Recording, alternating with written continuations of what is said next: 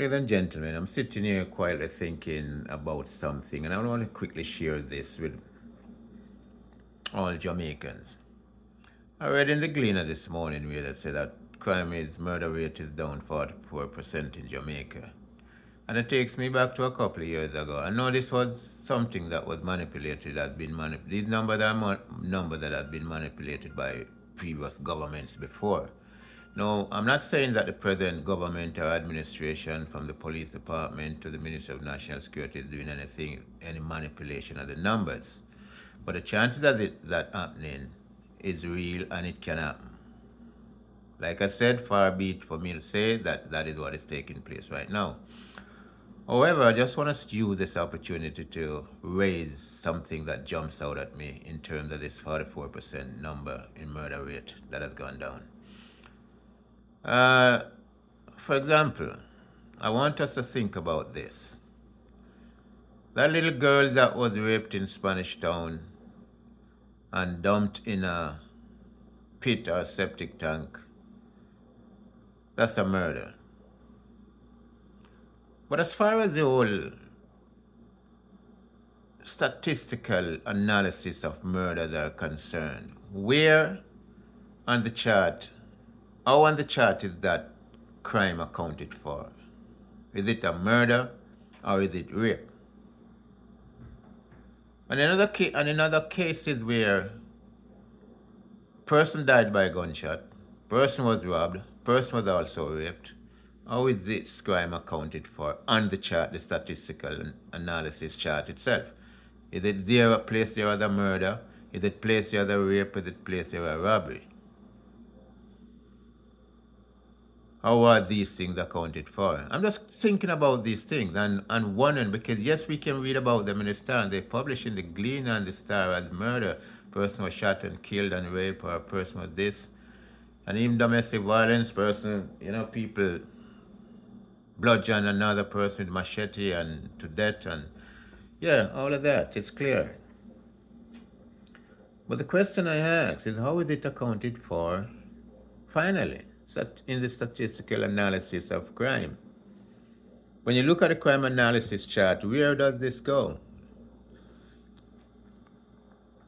Is the crime accounted for the murder? And what impact it has if the crime is there's a murder, there's a rape, and a robbery? And on the statistical chart, John Brown was robbed. Mary Brown robbed, Mary Brown raped, Mary Brown murdered. Is that the way it is accounted for? You know, and I raise this because in reality, I don't know, because I've not heard about an oversight committee for the police that looks at these things and look at these things. Who verifies these things as so? Who is out? Ladies and gentlemen, let us really think clearly. Because numbers can be manipulated to reflect anything. You understand? And I'm thinking about it.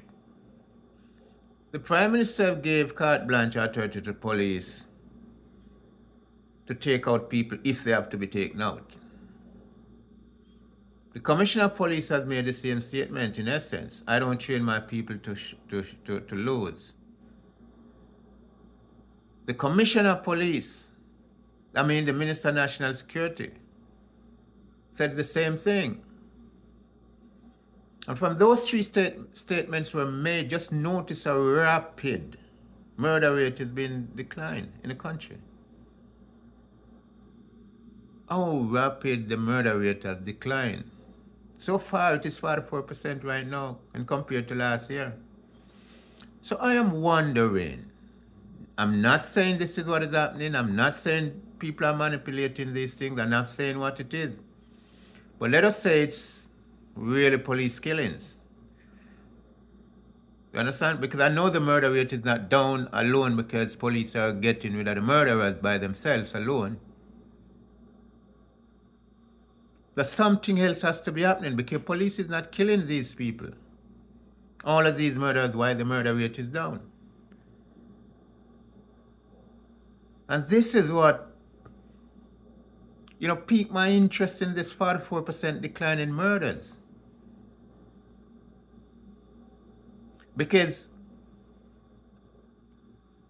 it reminds me of a survey that was done years ago, when there were so many fatal accidents on the road and people decided to introduce seatbelt. And people decide to impose fines for driving under the influence of alcohol and all of these things. But fatal accidents still occurs. And after a while, people realize that it's not because of seatbelt safety why fatal accident was reduced. It wasn't because of DUI and DWI charges why fatal accident was reduced. No.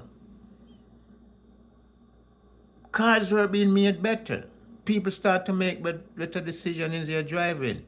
People start to choose other route to get home as safely and as quickly. A lot of things come into play. So I'm assuming now also, I don't think, and I'm not convinced that police are getting rid of the murderers so that, you understand, that reflects this big drop in murder rate in the country. Mark you, I'm not saying that police is also manipulating the numbers. I'm also just saying it's possible. It can happen. And what accounts for this big 44% drop in murders? I'd like the statistical department or the police department to shed some light on that, because it's very, very critical to understand where we are in terms of that.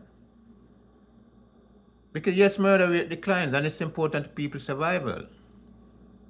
It's important to the survival of the economy. It's important to everything, our everyday life, our daily living. People have confidence in the government, that they are doing something. People are confident the police force is working. There's something happening on the front that is now helping to reduce crime or murders. So it builds confidence in people. It builds confidence in investors. You understand?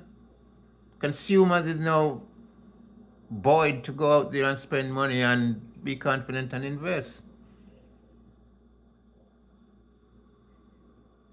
So it's absolutely clear that it cannot be, well, I mean, crime reduction is great, but it cannot just be the police doing what they're doing alone that has reduced crime. Something else is happening that the nation is not aware of.